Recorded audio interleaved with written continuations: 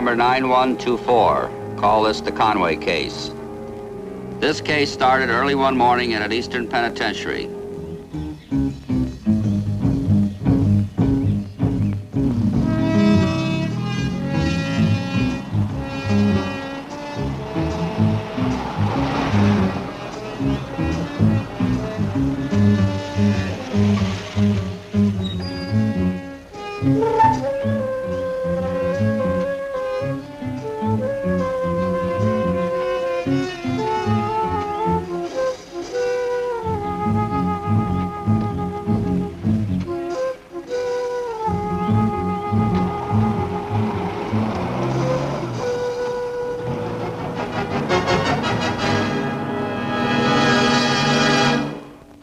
This jailbreak was of special interest to our New York office.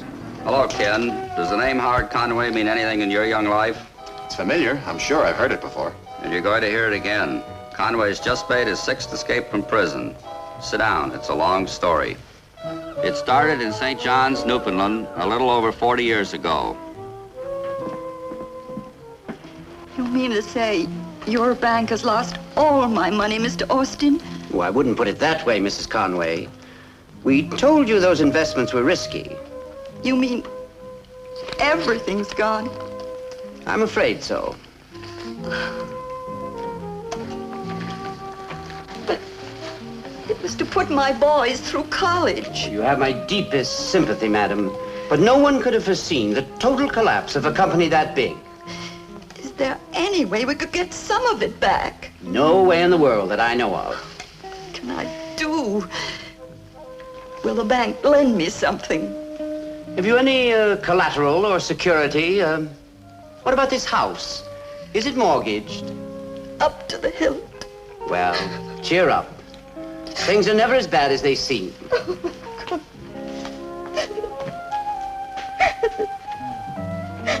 Mother, don't worry. I'll get even for you. Oh, darling.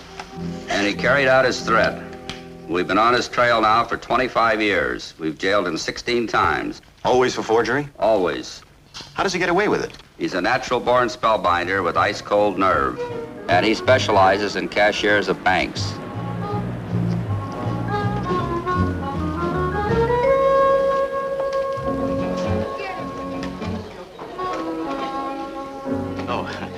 You must think I'm very rude staring at you, but surely your name's Davenport.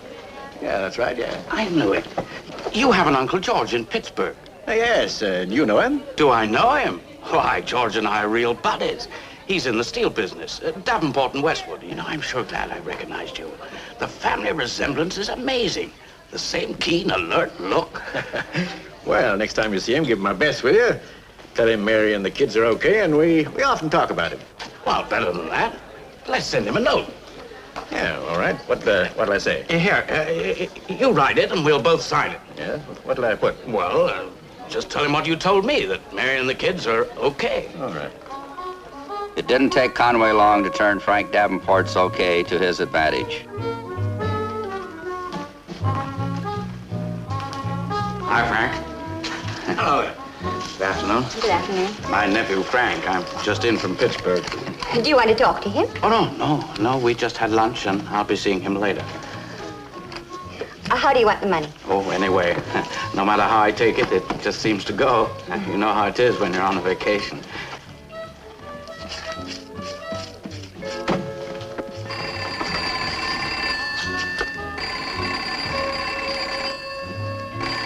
Here you are, Mr. Davenport. Thank you.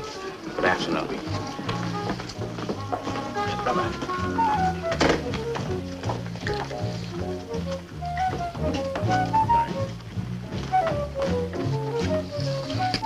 What a charming man your Uncle George is. Who? Your uncle. The man who waved to you when you were on the phone. Uncle? He's no relation of mine. Of course he is. Here's his check you okayed. Here, get the piece. Get him quick. We've been had. Go on, get him quick. Operator? Lucky for us, he's got a couple of weaknesses, the ladies and the ponies. We're called in every time Conway pulls a job. And the first place we look for him is at the nearest racetrack. That's another $500 you lose. Oh, well, I got a sure thing for the next race. put $1,000 on the nose. Hurry. Okay. Good afternoon, Mr. Conway. Good afternoon, gentlemen. I suppose it's no use telling you that my name's Callahan. No use at all, brother. Are you going to come along quietly, or are you going to make it tough for yourself? Oh, I wouldn't do that. I'll come quietly. Just let me watch the finish of the next race, will you? I've got $1,000 of my money riding on it. Your money? Well, somebody's.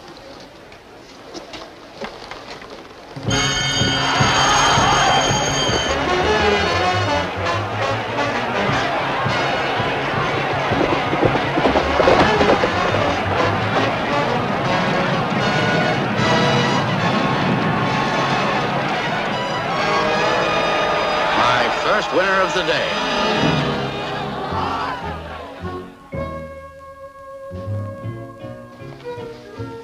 Looks like that girlfriend of yours ain't coming back. Yeah, I guess this isn't my lucky day. This time I backed the right horse, but the wrong woman. Well, shall we go, gentlemen? He's one of the most charming crooks we ever had to pinch. How does he keep getting out? That's where his brother usually steps in. Look, Reverend, when your brother Howard was 19, he took a job in a bank to study things from the inside. He took law courses at night school. When he thought he knew enough, he took off on a one-man crime wave that's been going on ever since. Altogether, he has gotten away with nearly $4 million that we know about, and maybe more that we don't know about. Now, how can I go before the parole board again? But you admit that he's a model prisoner, don't you? As far as that goes, I've got no complaints. And you admit that he's an intelligent and cultured man. Well, he's the only crook I've ever known who's taken countless lie detector tests and truth serum injections without telling us one single thing he didn't want to. I object to you calling my brother that. He is not a criminal. What else do you call a guy who's spent half his life in jail? Howard is misunderstood. He's sick. He has these recurring headaches. Other people have them when he's on the outside. What he needs is medical attention, psychiatric treatment. We've tried that, too. Warden, it is my honest conviction that with love and understanding, my brother could become a useful citizen. Reverend, it's been my experience that after a man has been in prison more than twice, the opposite is true. If I can convince the parole board that I'm right about Howard, what will you do? I'll be very much surprised. Surprisingly enough, the Reverend Orville did convince the parole board. I don't know what it is that comes over me. I guess it must be these headaches. I know. As I explained to the parole board, all you need is rest and a sympathetic atmosphere. I can look after you here. Oh, I can't let you do that, Orville. I've caused you enough trouble as it is. I don't want to blacken your name in our hometown. I have to leave. But you're paroled into my custody. Well, if you lend me some money, I could go away somewhere quiet and take things easy for a while and get myself straightened out. No. You must stay here. I'm responsible for you. And, my dear Howard, you could never be a burden to me. I'll enjoy your company. Together, we can build you a new and better life. Oh, by the way, I'm having a memorial stone made for Mother's grave. I'd like your advice. Ah, yeah. Oh, yeah, that's fine, Orville. I like that. Who's making it? Someone around here? No, it's the best stonemason I could find. Kinsley of Castle Springs. Kinsley? Why, I remember him when I was a kid. He had just a little tiny business then. Not now. It's a very big firm. Kinsley's done very well for himself. He's a very wealthy man. Well, I think I'll go over there and see them work on it. It might be interesting.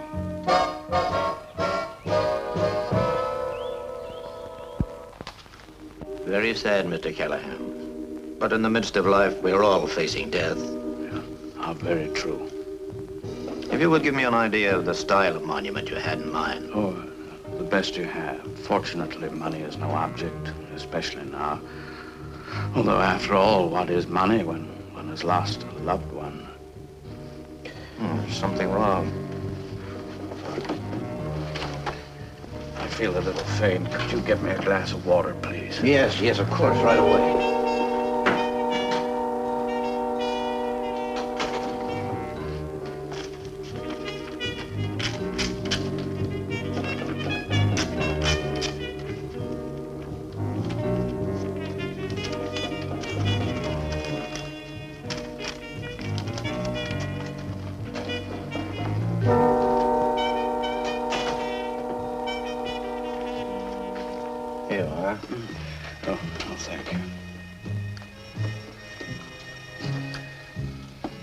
A loss like this is a terrible thing. Yeah. You've probably suffered a great loss yourself, Mr. Kinsley. Well, not yet, heaven be praised. But someday I suppose I will. Yeah, there's no doubt about that. Someday you certainly will. Within 2 hours, Conway cashed 4 checks in Kinsley's name for a total of $7,000. $1,000 reward, wanted. Howard Conway, alias Callahan. I hate to turn him in again. $1,000 is $1,000. $1,000 was enough to buy Howard Conway another stretch in prison, but in no time at all, he was a trustee again. Jingle bells, jingle all the way. Oh, what fun it is to ride in a one-horse open sleigh. Jingle bells, jingle all the way. Oh, what fun it is to ride on a one-horse open sleigh. Well done, Howard. That was charming. I always knew you had the right stuff in you. Thank you, Orville. I do wish I could have you home for Christmas, but this time the warden is adamant. Oh, well, never mind. Thanks for trying. He tells me that everybody here thinks very highly of you. Well, they're all very nice to me, but I sleep so badly. Did you manage to get those things I asked you for, all to help me sleep? Yes, I brought the sleeping pills you'd requested, Howard, but I don't know that I should give them to you. Well, don't tell me that sleep is to be denied to me, too. Certainly not, but rules are rules. Anyway, don't take more than the prescribed dose. Thank you, Orville. And bless you. No man ever had a better brother. You make me feel ashamed of myself. I don't know how to thank you. To see you conducting carols is reward enough for me, Howard. Let me hear some more, please. Sure. All right, boys. We'll have the 12 days of Christmas. Are you ready? 1, 2, 3. On the first day of Christmas, my true love said to me, a partridge in a pear tree. 7 swans, a slim and 6 keys to lay and 5 gold rings. Yeah, come in. Coffee, Warner. Well, thanks, Conway. Not like coffee for keeping you awake when you're on night duty. Nothing.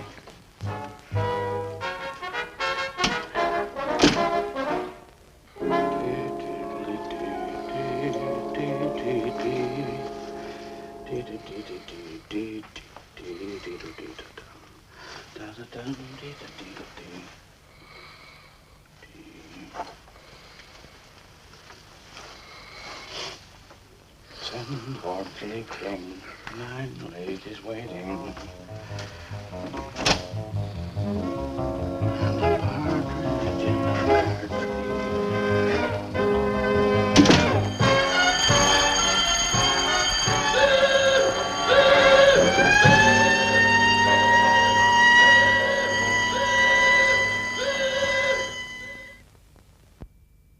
There it is, Ken. That brings the story of Howard Conway up to date. Go and get him. Any trace of him since he broke out of jail?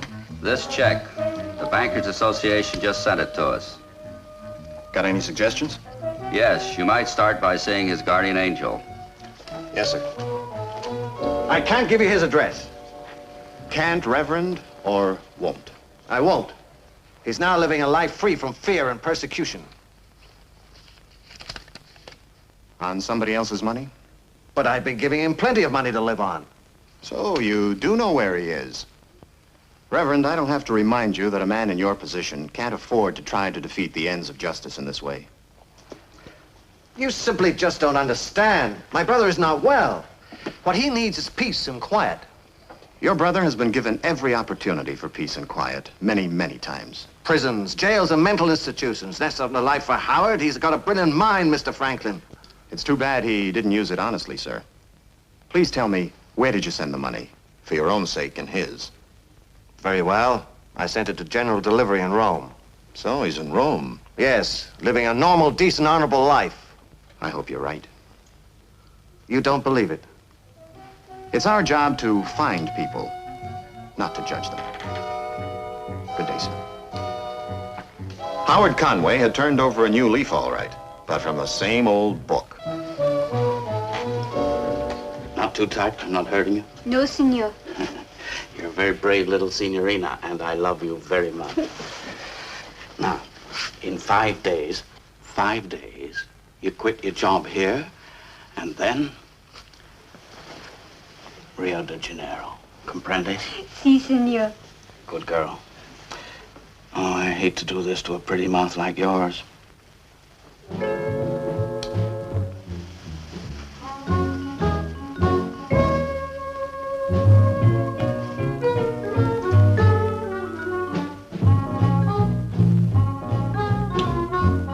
The next morning, I arrived in Rome. My next move was to see my old friend, Inspector Cataldo of the Rome Police. To what do I owe the pleasure of your visit? Does the name Howard Conway mean anything to you? Howard Conway? No, I do not think so. I really didn't think it would. How about the face? Ah, yes, most certainly. We arrested him a month or so ago. Forgery? Yes, under the name of Herbert Conwell. He pleaded temporary insanity. That's our baby. May I see him? Alas, I'm afraid not. Pending his trial, we placed him in the care of a mental hospital here in Rome. 5 days ago, he bound and gagged the nurse who was attending him, stole her keys, and escaped. Tell me, you say he bound and gagged the nurse? Yeah. Gee, that doesn't sound like Conway. He's usually very charming and courteous to women. Did he hurt her? No, she was not hurt. She suffered from shock, as one might expect. In fact, the shock was so great that she has given up nursing as a result. Given it up, you mean she resigned? Just so. Not surprising, is it? Tell me, is this nurse pretty? Senor Franklin, all Italian girls are pretty, whether they take up nursing or not, but this one. Even for an Italian nurse, she's... What's her name? Gina Bertolezzi. She's very charming. She's our lead to Conway. You think you can find her? Senor Franklin, to look for and find a pretty girl does wonders for my digestion. I'll raise you 10,000, Mr. Seuss. And I raise you another 10,000. And another 10. I call 3 kings. Sorry. All pink and a yard wide. Oh, all the time you win. Oh, but enough is enough. It is late and I have to be in Paris tomorrow. Well, just as you like. That makes it 31,000 lira you owe me. That's about $60 American money. Oh, that is chicken feed. The dinner you paid for cost more than that. But already you have all my cash. Oh, well, a check will do if you have an account here. Jean Seuss has an account in every capital city of the world. How nice for you. Ah, thank you. And would you make it out to cash, please?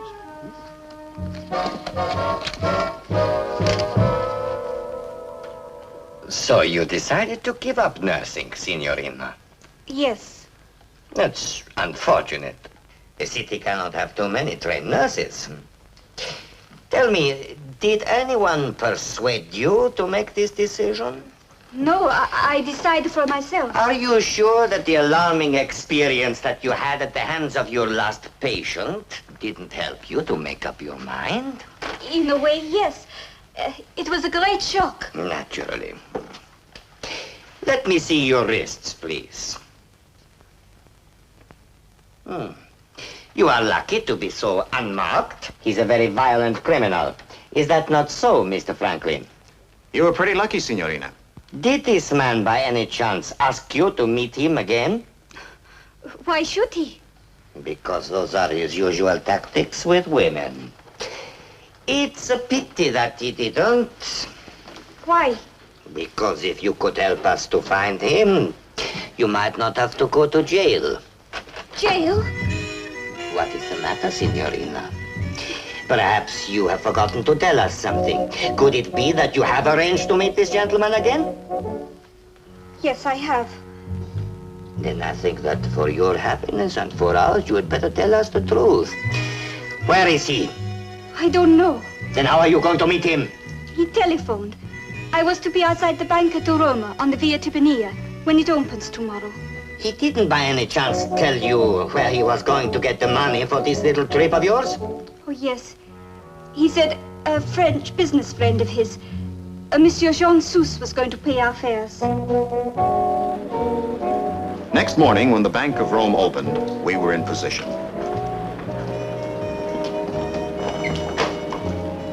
Thanks to Gina's information, we persuaded Mr. Seuss to postpone his flight to Paris. Buongiorno, signor. This is for 3,100,000 lira, signor. Well, are you insinuating there's anything wrong with it? Mr. Seuss is a personal friend of mine. Oh, well, of course, if Monsieur Seuss himself tells us it's all right. Well, he told me he'd telephone you before he left for Paris. Oh, that won't be necessary, signor. Perhaps I had better examine it first, eh? Oh, my friend, you are skillful at poker, but at this game, you have still a lot to learn. Please forgive me. I have learned my lesson. This is my first offense. He means his first this morning. Mr. Conway, or is it Callahan, or Conwell, or have you perhaps some other name today? I think we had all better go along to the Questore to have a little talk. Oh, well, that's life. You see, it's not really my fault. I get these headaches, and I'm not responsible. My brother will tell you. Oh, brother. No? No. No. That story you will have to tell to your police in your own country. They have fortunately offered to save us the further expense of entertaining you. Well, from now on, I'm going straight. You sure are. Straight back to prison. Howard Conway spent the next 6 years paying yet another installment on his debt to society. I understand you released Conway last week. Ah, yes, Howard Conway. That's an interesting case, Mr. Franklin. After a life of crime, Conway served his last sentence. I doubt that, Warden. I should know. My secretary has been away sick for some time. I want you to take a look at these books. They've never been in such good shape. They balance to the last cent. Mr. Franklin, do you know who's been keeping these books for the last few months? Well, let me guess. A dear old trustee, Howard Conway. Now, give credit where credit is due. These books have been kept honestly and well. Naturally, I sign the checks. Did you make this one out? Of course. It's Butcher's bill for last month. Conway paid it.